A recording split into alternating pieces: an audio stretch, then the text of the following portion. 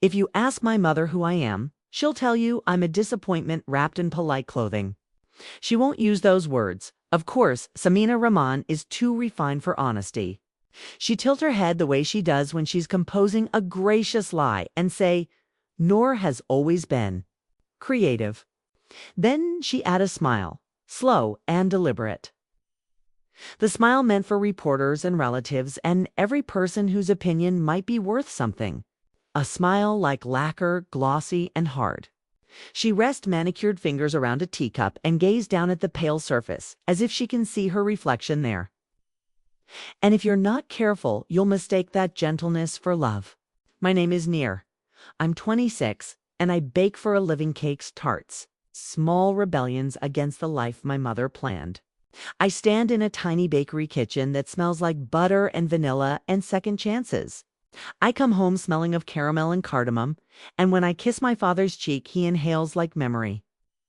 Like the air around me is a map back to something he once believed in. When I greet my mother, she exhales just soft enough in the nose to say she disapproves. It's just loud enough in the throat to say she forgives. Forgiveness is her favorite currency.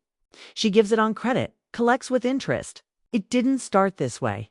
It started in a house where every glass had to be aligned with the edge of the shelf, where carpets were brushed until the nap lay like military ranks, where silence meant security, because in silence you couldn't say the wrong thing. We learned early, Hina and I, that in our family there were two kinds of truths, the ones you could photograph and the ones you must never say. Hina is my older sister by 4 years, and if I am a disappointment, she is an accomplishment. Samina polished to a sheen. Dr. Hina Rahman. Interventional cardiologist, cheekbones sharp enough to slice hesitation. She speaks in precise sentences, the kind that make nurses nod and patients obey. She's not cruel. She simply believes in order. She believes in our mother. My father, Fareed, is a small man inside a large suit.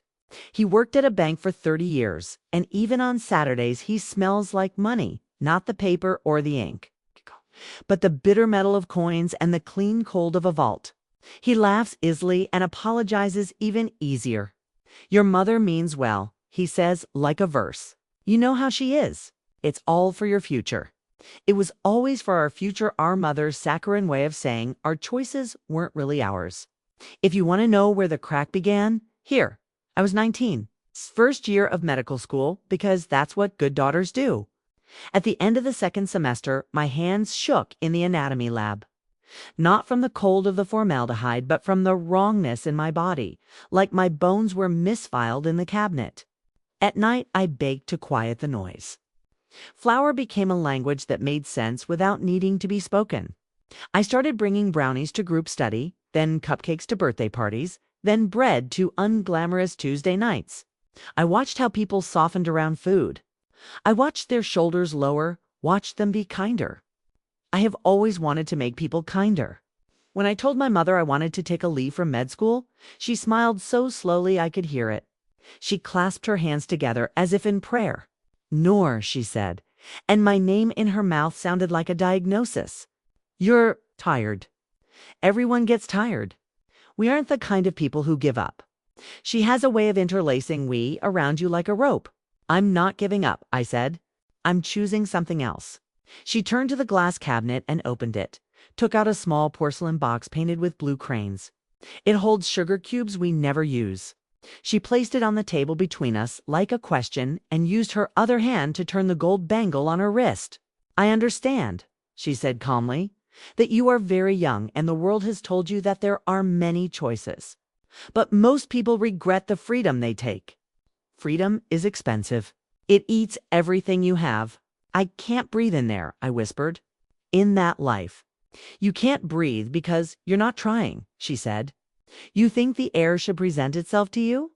When you are a doctor, you will have enough air for 5 people. You will buy air for us all. She laughed then like she was joking and placed a cube of sugar in her mouth and bit down until it cracked. The day I packed my backpack and left our apartment, Hina stood in the doorway of the room we'd shared as children. You could have at least finished the year, she said. You have no patience. Maybe I have no time, I said. Maybe the time is already gone if I use it wrong. Hina's mouth softened, then tightened again because that is her way kindness arriving a fraction too late. You think you're different? She said. But you'll come back. I didn't. I took a job washing dishes in a cafe 2 neighborhoods away and slept on a friend's couch. I peeled my hands raw and then healed them again. I stank of bleach and onions. At night, I watched videos until my eyes twitched lamination and proofing and meringue satin peaks. I practiced piping flowers until the inside of my palm throbbed. I ruined 100 batches of macarons until I could coax the shells to lift their delicate feet. A year later, I was head baker at the same cafe. And at 23, I found an empty storefront near the bus stop and painted it yellow. I called it Little Lantern. On the window, I wrote in looping white paint, "Sweetness for surviving." My mother did not come to the opening. She sent a bouquet of lilies that smelled like a heavy perfume and a card in her neat cursive. "Congratulations. Be wise. Your place in our family is non-refundable." My father came alone and stood in the doorway, brim of his hat in his hands. "Your mother has a headache," he said quickly, then, softer. "It's very nice here." He touched one wall where the paint had bubbled and said, "We'll fix that." I told myself I didn't want her there. I told myself I preferred the way the room felt full of friends and strangers, instead of the way it would have felt with her careful evaluation. I told myself I was free. But we are rarely free of the people who made us.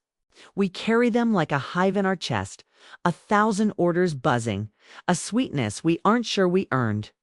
2 years pass the way you look up and realize a cake has risen without you watching. The bakery earned enough to keep the lights on and a little more. Customers told me stories across the counter that I pretended weren't little prayers. My daughter is moving away. My father is back in the hospital. My husband forgot our anniversary. My boss thinks I am stupid. For each, I had something with butter and sugar I made as carefully as a bandage. I learned birthdays and the names of grandchildren.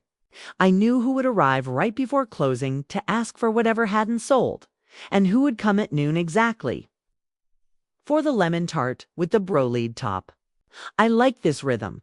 It felt like belonging, if not to the life my mother had written for me, then to a neighborhood that measured its days in coffee refills and the soft closing of the glass display. But family is not a story that leaves you just because you walk out of its pages. It follows like an echo down the hallway, pops back in your chest when you're slicing strawberries, and think you are safe. The first time I saw my mother in the bakery, she was standing near the flowers by the window, wearing navy, a shade that makes her eyes look winter. She was not alone. She had a woman with her, thin and eager. Someone I recognized from the charity luncheons my mother attended. A woman whose name was probably Sana or Salma, and whose conversation would be full of the word network.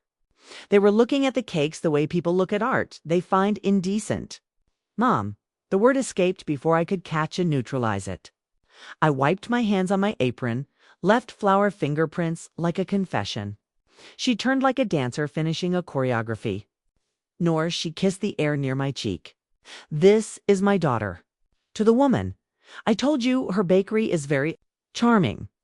Then to me, in the tone of an apology she had no intention of making, "I didn't know if you were open today." "We're open every day except Monday," I said. How industrious. Sonor Salma smiled too widely. "Your mother is so proud," she sang.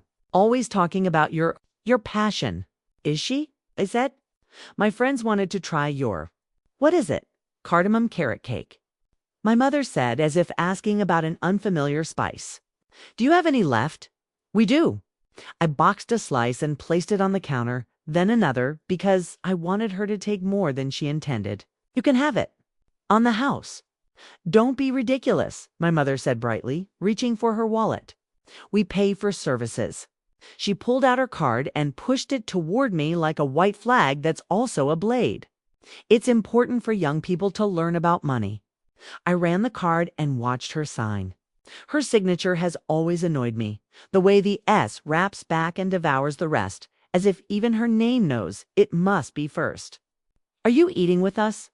I asked, which I instantly regretted because it made hope audible in my voice. "We can bring it to a table." She glanced at the wall clock. We're in a hurry. Another appointment. But I wanted to show Sana your shop. It's good to support small businesses, Sana chirped. It's good to support your children, I said pleasantly. My mother's eyes flicked to the cake, then back to me, lingering on the flower near my elbow. Evaluating. It looks clean, she said. That's nice. She nodded at the box. We'll let you know if the frosting is too sweet. After they left, I stood still for a long time and tried not to listen to my heartbeat, which sounded like footsteps running down a corridor. I told myself it was progress. She had come, bought cake, did not say disgrace. But the next morning my father was in the doorway before we opened, hat in hand again. Your mother isn't a monster, he said without preface. Which is the kind of sentence you only say when you suspect the opposite. She's frightened. She wants a good life for you. I have a good life, I said. She doesn't know this life, he replied, so she cannot see it. He lowered his voice. We have a family dinner soon at your Aunt Nargissa's house.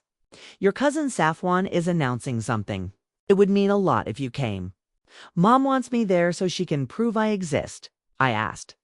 Or so she can put me back in the display case and rearrange me. He winced. Just come, Beta. Be civil. She can meet you halfway if you stand in the same room. This is the aspect of my father's love that injures me most. He believes everyone can be reasoned with if we remain polite. He is softer than my mother, but he is part of the same machine. He oils its gears with compromise. I said I would think about it. Then, because I was still a child in the pocket of the woman I was trying to be, I went. It was the kind of dinner where crystal clinked and cousins wore shoes that hurt and laughter sounded like a performance. My mother moved through it all like a hostess at a fine hotel, ensuring comfort without joining in it. I kept to the kitchen, arranging pistachio cookies on a plate for the 10th time.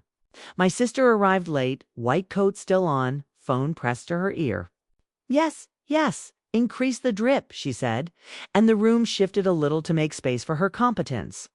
Hina hugged me distractedly, the kind of hug doctors give when they love you, but are also triaging a dozen worries. You look. She paused, searching for a word that was not tired. She settled on busy. I am, I said. It's good. And the business. Her eyebrows tilted, gentle judgment. Stable. Yes, health insurance. Yes, retirement plan. Baking the future into the crust, I said, half joking. She sighed. Nor. Dr. Heine, I said with a small bow, which made her smile despite herself. For a second, she looked like the girl who used to share mangoes with me on the balcony. Both of us painting each other's nails with our mother's forbidden polish. At dinner, my mother seated me at the far end of the table between two aunts who wanted to know if I had met anyone. Nice. Nice is not a qualification, I said softly. It's a mood. They clucked. Across the table, my mother's gaze landed on me and pressed the way a hand presses dough to make it behave. My cousin Safwan stood to make his announcement engagement to a woman we had never met. The room rose into applause like foam. He lifted his glass of sparkling water, beamed at his parents, burst into the next phase of his life with the polite violence of ceremony. I watched my mother's mouth when she laughed. There's a kinship between laughter and warning in her smile. I can never tell which is which until too late. She caught me looking and lifted her brow in a question. Are you going to cause trouble? I lowered my eyes.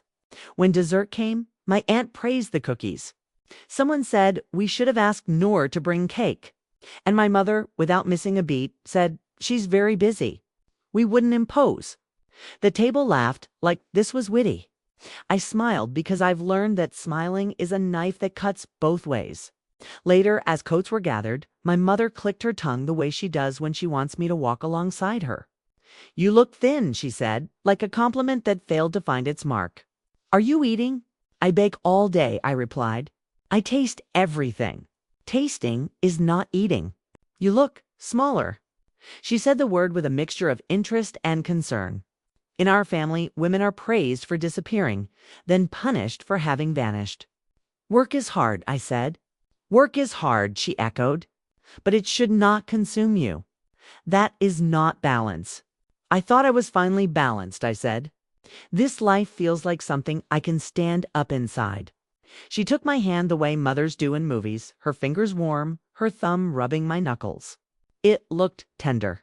It felt like someone measuring the thickness of a wall. You can still go back, she murmured. You can finish what you started. You don't have to tell anyone why you left. We will say you were helping in the family. We can say you were ill and recovered. We can say anything. Why does the saying matter more than the thing? Because saying is what people hear, she replied gently. Reality is noisy. Words are how we arrange it. Are you arranging me? I asked. I didn't pull my hand away. I am still my mother's daughter. Even my defiance asks permission. Her smile didn't falter. I am arranging your chances, she said. You are young now. Soon you won't be. I'm 26, not expiring milk. She squeezed my fingers once and released them. Come to the charity gala next week, she said lightly, as if it were a new idea. As if she hadn't planned this before she got out of bed. It will be good for you to see people who have made wise choices. I'm working. Close early. Let your staff manage. She knew I didn't have staff to spare. She said it anyway because in her world, labor is something other people do while you glide. I was going to say no. I would rehearse it later, perfect it for the mirror. But in the moment, I only nodded because sometimes our bodies preserve peace before our minds can protest. I'll see, I said. You will come, she said, softly enough that anyone listening would think it a wish. That night, after I'd showered and my hair smelled clean instead of cinnamon, I lay awake and watched the streetlights stripe my ceiling through the blinds. I tried to imagine the version of my life where I said no to everything she asked and meant it. In that version, my mother grew smaller and I grew solid. In that version, I was the person I am when the bakery is quiet and the ovens hum and I can hear my own thoughts like a clear bell, precise, brave, loving. In the real version, I heard my phone buzz and knew without looking it was Hina. Come to the gala. It's one night, please. For Mom, for Dad, for us. I stared at the message until the words lost meaning. Then I set the phone face down and slept with my hands in fists. The week that followed curled like steam around the idea of that gala. My mother sent me a dress silk emerald, beautifully coutanda note. It is understated. Do your hair. Please arrive on time. The please was a pearl she put in to make the string appear delicate. I took the dress out of its box and held it up to myself in the mirror. It was exquisite. It was a trap. It was a gift. I whispered, I won't wear it, and draped it over the back of a chair. The next day, I tried it on. At the bakery, a regular named Mr. Qureshi noticed my distraction. He is retired, and in the months I've known him, he's told me 7 different stories about his years as a civil engineer. All of them with bridges that nearly failed and never did. He has a wife named Amna who adores hazelnut praline, and a daughter who moved to Canada, and a son who, in his words, thinks he is a prince because he has a startup. He leaned on the counter and peered at me. You look like a spoon hanging on the edge of the pot, he said. Half in, half out. I have a family thing, I said. I don't want to go. Then don't, he said simply. It's not that easy. It is never easy, he said, until you decide it is. I wish deciding could be a recipe, I said, like 2 cups of courage, sifted. He chuckled. Courage is expensive flour, he said. You must use it even when it feels wasteful. On the morning of the gala, I woke with a headache and the suspicion that I was about to behave like a version of myself I didn't respect. I opened the bakery and frosted a cake so carefully it looked like snow, undisturbed. I told my assistant to close without me. I went home and stood in the green dress and stared at my face until I recognized and did not recognize it. I did my hair but left it a little messy, a small rebellion only I would notice. I told myself I would be quiet, I would smile for photos, I would endure like a professional. I arrived at the hotel ballroom at 7 sharp. The room looked like someone had poured money into a mold and let it set. Chandeliers like upside-down forests. Tablecloths that shone. My mother floated toward me the way queens float across a stage every step, arranged to appear effortless. You look beautiful, she said, and because praise is rare from her, it hurt like a bruise pressed. Try not to frown, she added, and I almost laughed. She introduced me to people with names like Mr. So-and-so and chairs of this and that. And I did my part. I smiled. I shook hands. I hid the fact that I was counting sips of water so I wouldn't need to go to the bathroom alone. Hina arrived and squeezed my hand under the table. Thank you, she murmured. It means a lot. I'm not here for Mom. I said, I'm here for you. It was childish. It was also true. The speeches began, the polite clapping. My mother's face in the audience was a study in attentive compassion. She is very good at compassionate face. When the waiters poured drinks and set down tiny plates of appetizers, I exhaled. I had survived the first hour. I reached for my sparkling water and, for a moment, watched the bubbles climb as if they, too, were attempting escape. I didn't know it then, the quiet threat beneath the glitter, the way a choice I thought I'd already made would splinter. I didn't know the stranger was watching or that strangers could see what mothers hide. I didn't know how quickly a life can tilt. But I knew this, sitting at a table that wasn't mine, my name printed in an elegant font I hadn't chosen. I felt the familiar pressure in my chest, the one that says, you owe us. Your existence must be justified. I remember thinking like a promise I didn't know how to keep no more. I will not be arranged. I will not be edited. And my mother across from me lifted her glass and smiled. The chandeliers buzzed like bees. Somewhere a waiter paused to adjust a tray to turn the correct side of a napkin outward, to make everything look like it was under control. I sipped my water. I said nothing. I watched my mother watching me. The room smelled of lilies. The hotel ballroom glittered like a jewel box. Every surface polished to reflect wealth, every corner echoing with polite laughter. Chandeliers cascaded light that bounced off sequins, cufflinks, and crystal goblets. To the strangers there, it was elegance. To me, it was camouflage disguising the barbed wires of my mother's expectations. I sat at the table she'd chosen, my name printed neatly on the place card in looping calligraphy. Noor Rahman, the same surname as hers, but a different life stitched beneath it. My dress clung too perfectly to my skin, the emerald silk she'd chosen like a uniform. Proof to the world that I could still be arranged. I was just another piece in her gallery of success.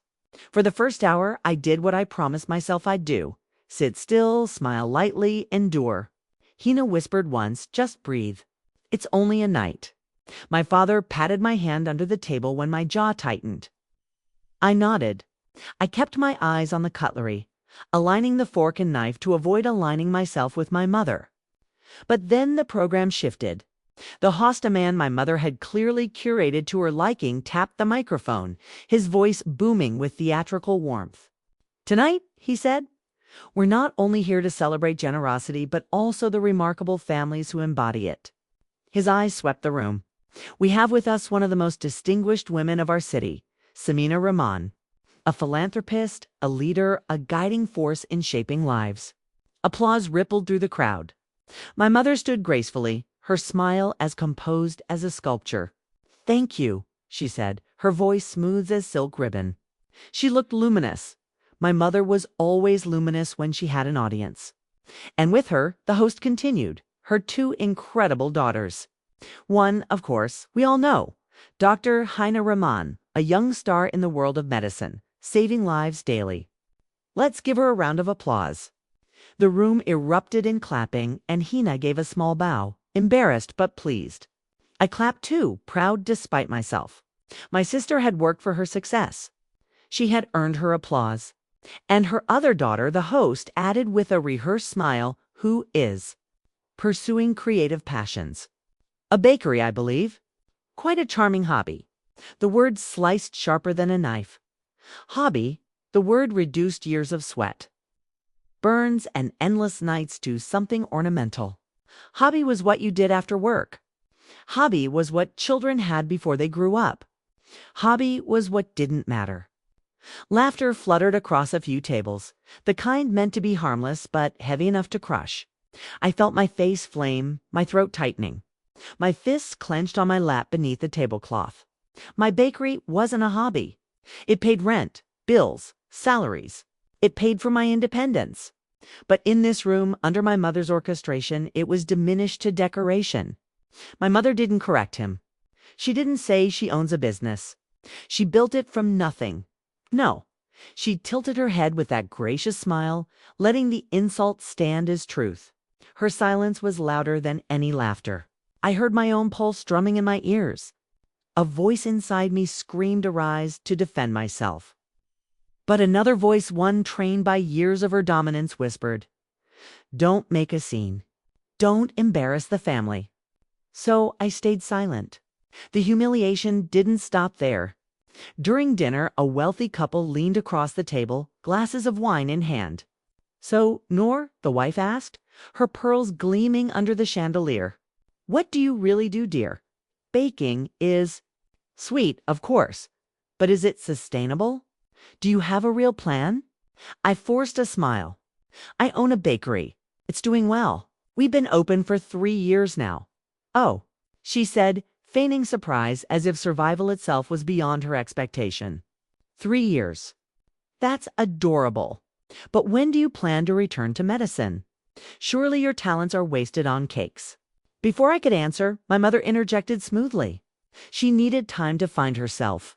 "But Noor has always been good with her hands. She'll settle eventually." Laughter again. The husband chuckled. "Ah, a phase then. Well, at least you'll have good stories to tell when you go back to the serious work." Every word lodged into me like a thorn. My fork scraped my plate too loudly, and I muttered, "Excuse me," before slipping away from the table. I headed toward the restroom, my eyes burning, chest tight. I leaned against the sink, gripping the porcelain until my knuckles whitened. How could she let them speak about me like that? Why does she erase me when she should be the first to defend me? I stared at my reflection. My face looked hollow, my lipstick smudged at the corner. I didn't recognize the woman looking back at me, dressed like someone else, smiling like someone else, diminished to fit someone else's script. By the time I returned to the ballroom, desserts were being served. Tiny glass cups of mousse, jewel-toned tarts, sculpted chocolates, things made to be admired more than eaten. Irony stung. Sweets were on every table, but my work, my craft, was invisible, treated like a child's pastime. Then it happened. The waiters began to pour drinks, wine for some, sparkling water for others. A tall young man with sharp cheekbones and a waiter's jacket leaned near me, pouring carefully. When he set my glass down, I noticed the faintest hesitation in his movements. Like his eyes had caught something I hadn't. I didn't understand it at the time. Moments later, as I reached for my glass, my mother's hand brushed mine. She leaned close, her perfume strong, her smile fixed. "Drink," she murmured. "You'll feel better?" It wasn't what she said, it was the way she said it. Her tone was almost coaxing, rehearsed. Her eyes flickered briefly toward the glass, then back to my face, like she was checking if I'd obey. I froze. Something tightened in my stomach. My instinct screamed, "Don't." But everyone around me was raising their glasses in another toast. My mother's smile was steady, unyielding. And then, barely audible, I heard a voice near my shoulder. The waiter again. His whisper brushed against my ear, urgent. "Don't drink that." I turned sharply, but he was already moving down the row, pouring water for another guest as if nothing had happened. My hand shook. The glass glimmered under the lights, innocent, harmless. But suddenly, it looked different. Suspicious. I looked up at my mother. She was watching me, her smile unwavering, her hand gently resting near her own untouched glass. Something cold slithered down my spine. For the first time in years, I wondered, what is my mother really capable of? I stared at the glass, the bubbles rising in slow motion, catching the chandelier's glow like tiny diamonds. My hand hovered, trembling. Not because of the champagne's fizz, but because of the voice still ringing in my ear. My heart pounded so loudly I thought others could hear it. I forced myself to look casual, to place the glass back on the table as though I'd merely changed my mind. My fingers felt sticky, though the glass was dry. Across from me, my mother's eyes lingered. She raised her own drink water. I noticed now not wine and sipped slowly, deliberately. Like an actress demonstrating the scene. Her smile never faltered, but her gaze was sharp, hawk-like, measuring. She had seen me hesitate. She had seen me put it down. And she didn't like it. I tried to focus on the speeches resuming at the front of the room, but every word dissolved into static. My chest burned with questions. What was in that drink? Why would my own mother? And then, almost as if fate tugged at the thread, the waiter reappeared. He was tall, with tired eyes that looked too watchful for someone serving tables.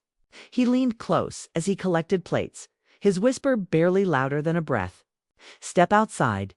Now I blinked, stiff, my body torn between terror and obedience. But something in his eyes' urgency, maybe even fear, propelled me up. I excused myself with a brittle smile, muttered something about the restroom again, and slipped away. In the hallway, the air felt cooler, less perfumed, less suffocating. I leaned against the wall, waiting, trying to steady my breathing. Seconds later, the waiter appeared through the side door, carrying a tray as cover. He set it down on a console table and looked at me. "You didn't drink, did you?" he asked, his voice hushed, almost desperate. "No," I whispered. "Why? What's going on?" He exhaled, shoulders loosening. Then he reached into his pocket and pulled out a small folded napkin. Inside it, faint white residue dusted the fabric. "I saw her," he said. "Your mother. She slipped this into your glass when she thought no one was looking." My blood ran cold. "No. You're wrong," I stammered. "That's not, she wouldn't." He shook his head firmly. "I've worked enough events. I've seen things. People think waiters are invisible. But I saw her hand, saw the way she leaned. I've seen this powder before. It's a sedative. A strong one. A little more than the wrong dose and you'd be unconscious in minutes." My knees threatened to buckle. I pressed against the wall for support. My throat closed around the air. "Why?" I whispered, more to myself than him. "Why would she?" The waiter's jaw tightened. "I don't know your family. I just know what I saw. And you need to be careful." I clutched the napkin, staring at the white dust.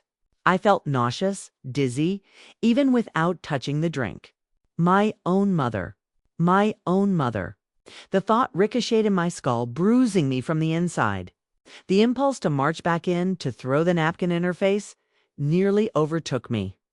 To scream, to demand, to let the whole glittering room see her mask crack. But something stopped me, the look on the waiter's face, cautious, warning. "Not here," he said, as if reading my thoughts. "She'd deny it, and everyone will believe her. You'll be the hysterical daughter embarrassing her family in front of donors." He was right. My mother had built her entire life around being untouchable. If I accused her without proof, I would be dismissed, pitied, silenced. Worse, I'd give her exactly what she wanted, an excuse to call me unstable. I tucked the napkin carefully into my clutch. My hands were trembling so badly I could barely close the clasp. "What's your name?" I asked. "Omar," he replied. "I didn't want to get involved, but I couldn't let you drink it. Not after what I saw." "Why help me?" For the first time, he allowed a shadow of a smile. "Because I've got a little sister. She's about your age. If anyone tried to hurt her..." His jaw clenched. I couldn't stand by. Gratitude swelled in my chest, mixed with horror, confusion, and a grief I couldn't name. I nodded mutely, then forced myself to walk back into the ballroom, each step heavier than the last. When I returned, my mother looked up immediately. Her smile widened, but her eyes narrowed, searching my face like a detective scanning for clues. "You took your time," she said lightly. "Needed some air," I replied. My voice shook, but I masked it with a sip of plain water from a fresh glass a server had set down. Her gaze flickered briefly to the untouched original glass, still glimmering in front of me. "You haven't had your drink," she noted, her tone deceptively casual. "I'm not in the mood," I said flatly. Her smile froze. Just for a second. Just long enough for me to know she understood I knew. The rest of the evening blurred. Applause, speeches, polite conversations. I moved through them like a ghost. My body sat, smiled, nodded, but my mind was a hurricane of betrayal. Later, in the car, my father drove, humming nervously, trying to fill the silence. Hina scrolled her phone, exhausted from another on-call shift. My mother sat beside me, her perfume suffocating, her presence a shadow pressing against my skin. She leaned slightly, her voice a murmur only I could hear. "You shouldn't leave your drink untouched. People notice." My stomach twisted. I forced myself to meet her eyes, to hold her gaze steady. "Maybe I didn't feel safe drinking it," I said, my tone razor thin. Her smile returned, faint, almost tender. "Safe. You're with family. Who could possibly hurt you?" The car filled with her words like poison gas. My father hummed louder. Hina sighed, oblivious.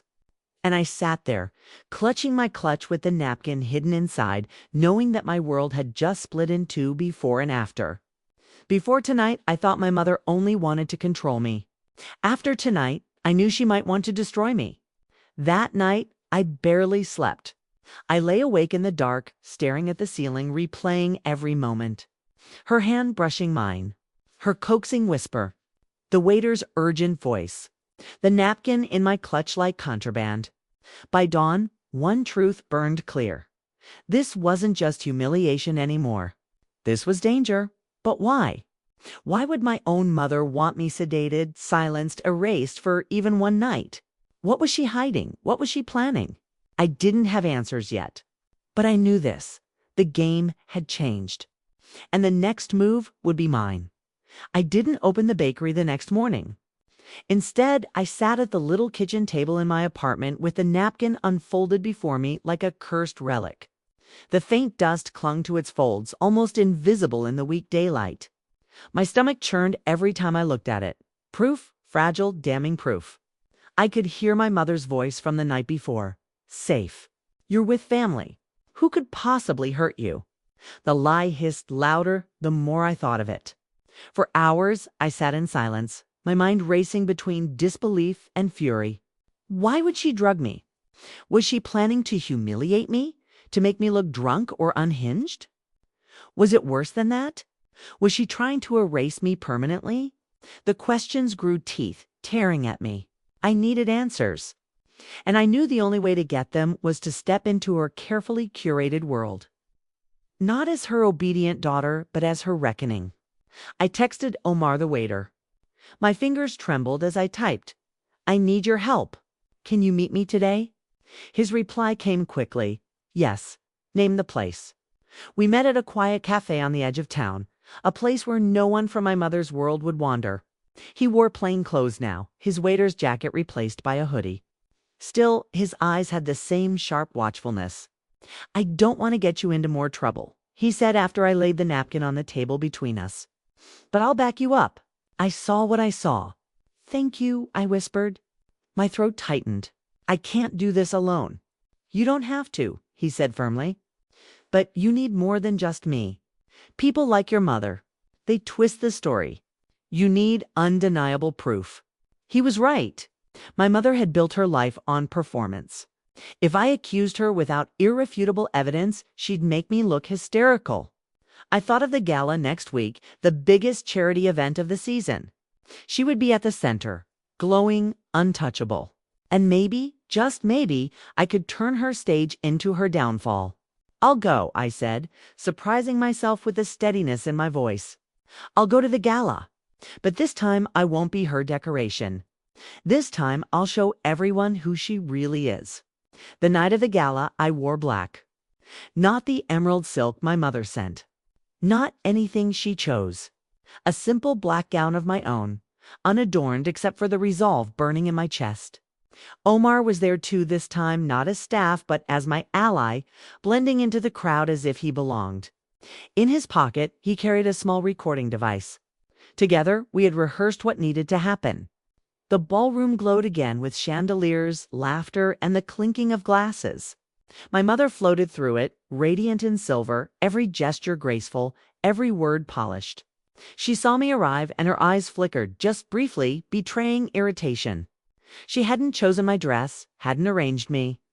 I had broken the first rule. "Nor," she greeted, ere kissing my cheek. "You look sober." The word was too pointed, too sharp. I met her gaze steadily. I am. For the first time, her smile faltered. Dinner passed in a blur of speeches and applause. I barely tasted the food. My heart pounded as I waited. Finally, the moment arrived. Servers moving quietly through the tables, filling glasses again for the evening toast. I watched my mother carefully. She leaned ever so slightly, her hand hovering near my glass. It was subtle, so subtle, but I saw it. The faint flick of her wrist, the quiet drop of powder. She didn't know Omar was watching too, recording every second. When the host raised his glass for the toast, I stood. My chair scraped loudly against the marble floor. Heads turned. The room hushed. My mother's eyes widened, panic flashing for just a breath before she smoothed it away. "I'd like to say something," I announced. My voice shook at first, but the silence gave me strength. I lifted my glass, the one she'd touched. "My mother tells everyone she protects me, that she only wants what's best. But protection doesn't come in the form of lies, or powder slipped into your daughter's drink when you think no one is looking." Gasps rippled through the crowd. Forks clattered. My father's hand froze on his napkin. Hina's mouth dropped open. My mother laughed, the sound brittle. "Noor, really? This is don't." My voice cut sharper than I'd ever heard it. "Don't dismiss me. Not this time." I pulled the napkin from my clutch, the faint residue still visible. "I didn't drink it. A stranger saw what you did. And tonight, everyone else saw it too." I gestured toward Omar, who stepped forward, holding up the recording device. His voice carried. "I saw her hand. I saw the powder. And now, so is this." He pressed play. The room filled with the quiet but damning sounds of my mother's subtle movements. The clink of glass, the unmistakable sprinkle. The ballroom erupted shocked murmurs, chairs scraping, people standing. My mother's mask cracked at last. She reached out. Her voice desperate now. "She's lying. She's unstable. No." I stepped back, my voice steady. "I'm not the unstable one. I'm the daughter who finally stopped letting you arrange me." Chaos filled the room. Guests whispered, phones lifted, cameras captured. My mother's carefully constructed world unraveled under the weight of truth. Her allies avoided her gaze, her reputation crumbling in real time. My father stood frozen, devastation etched on his face. Hina rushed to me, grabbing my arm. "Noor, how could she?" Her voice broke, her certainty shattered. I looked at my sister, my eyes burning but clear. Because control was never enough for her. She wanted me silent. And when I wouldn't stay silent, she tried to take my voice. Security stepped in, not knowing whether to escort her or protect her. My mother, once untouchable, looked small for the first time in her life. Her silver gown shimmered under the lights, but it couldn't hide the cracks in her power. I turned to the room, my chest heaving, but my voice strong. "You all know her as generous, as graceful, as a woman who gives, but I know her as a woman who takes, who arranges, edits, silences. Tonight, I won't be silenced. Tonight, I'm telling you the truth." I held my glass high, not to toast, but to show. I am not her hobby. I am not her decoration. I am not her mistake. I am her daughter. And I survived her. The room fell silent. Then, slowly, applause began, not for her, but for me. First a few hands, then a wave, then thunder. Applause that didn't feel like pity, but vindication. My mother's face blanched, her mask shattered. She turned away, hiding from the eyes she once commanded. And for the first time in my life, I felt free. The ballroom emptied slowly that night. The clamor of voices fading into hushed whispers as people drifted toward the exits, eager to carry the scandal with them like souvenirs. The chandeliers still glowed, but their brilliance felt hollow, like light reflected on broken glass. I stood at the edge of it all, trembling in the aftermath. My black dress clung to me like armor, but beneath it, my skin was raw. Applause had filled my chest only moments ago, but now silence settled heavy, pressing me to confront what I'd done, what I'd survived. My father approached first. His face looked pale, older than I'd ever seen him. His hand shook slightly as he reached for me. Nor his voice cracked. I didn't know. I swear to you, I didn't know she would. I placed my hand over his, steadying it. I know, Baba, you didn't, but in my heart I also knew his silence all these years had been its own kind of complicity. He hadn't poisoned my drink, but he had stood aside while my mother poisoned my spirit.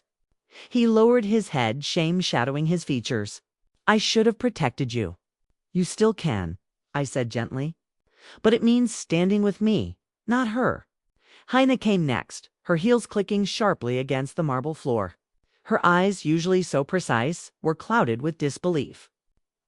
I don't understand, she whispered. She's our mother. Why would she do this?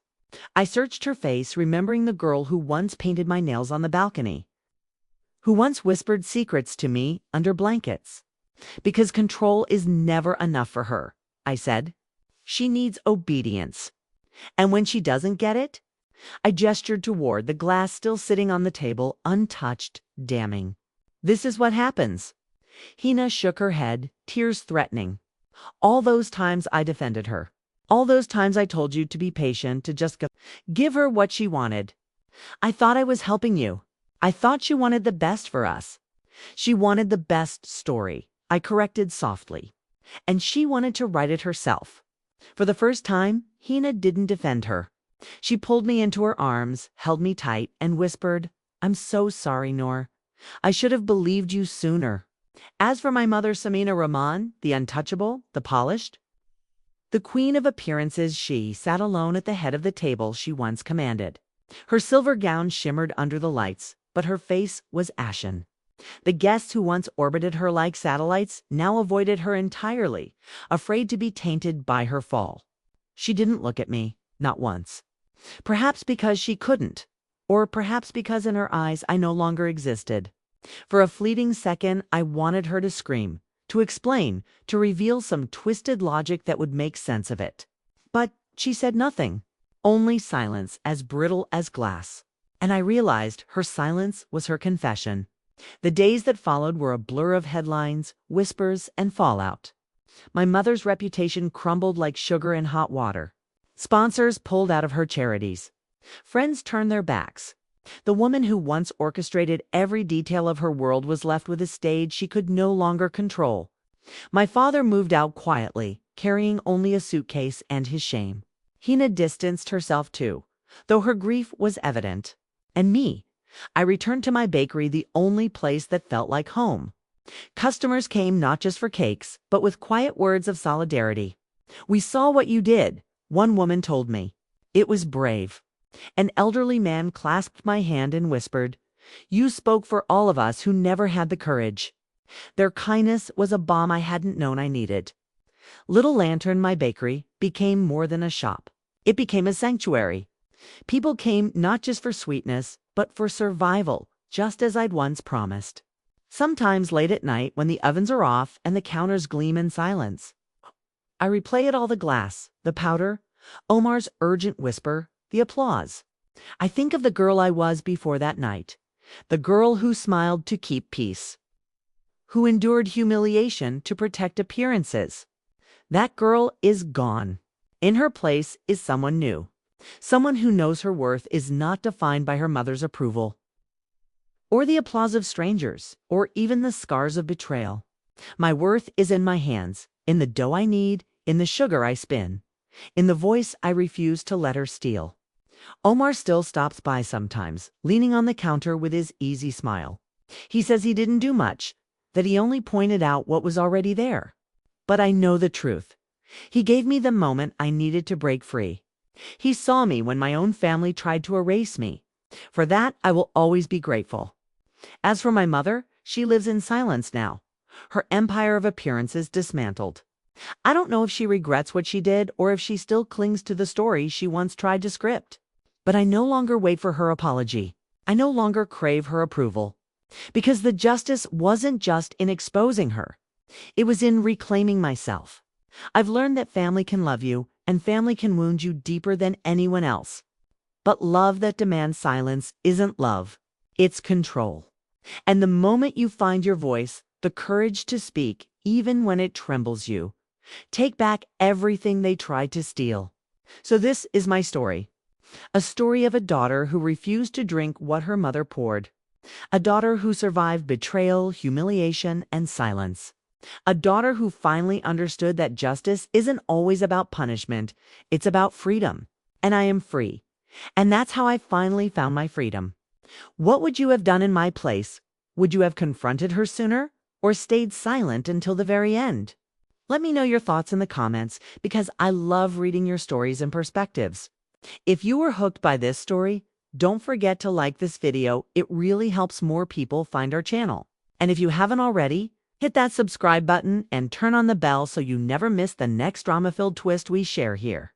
And if you're still craving more stories of betrayal, revenge, and shocking family secrets, go ahead and click on this video right here, point 2 suggested video. Trust me, you won't want to miss it. Thank you so much for watching, and remember, sometimes justice comes when you least expect it.